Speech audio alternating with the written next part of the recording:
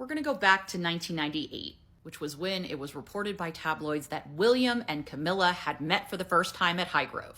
Little fun fact, do you know who the editor was of the Mirror at that time? It was none other than Piers Morgan, who considers Camilla a friend. Anyway, the piece was undeniably positive, but for optics' sake, you gotta fire the aide, who was either blamed rightly or wrongly for leaking the fact that William and Camilla met. I think it's important to remember who benefited from this story, this positive story about how well the first meeting went, how Camilla was nervous, as anyone would be, meeting potentially a future stepchild.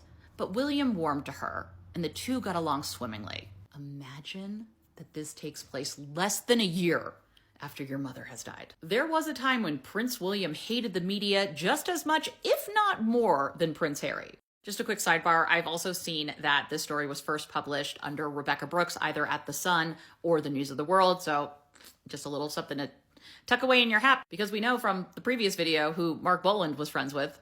Okay, I gotta pull out the mind map for this one. The top aide who was fired was a woman named Amanda McManus. Amanda was quietly rehired not long after, and she has been a trusted aide of Camilla's for a very long time. In fact, she even came back into the fold just last year to head up Camilla's online book club. Yeah, appealing to the youth. I like it. Another fun fact about Amanda McManus, her former husband is James McManus, who was an executive for Rupert Murdoch, although I cannot find the original copy.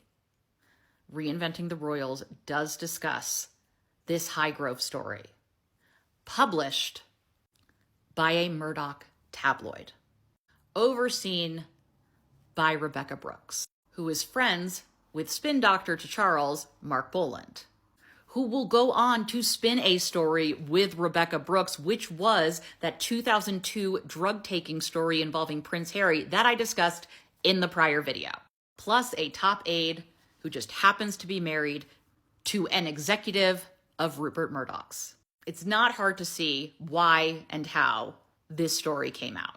Okay, I have one more video coming up, but of course, if you have any questions or anything you want me to expand upon, please let me know in the comments and I will make additional videos.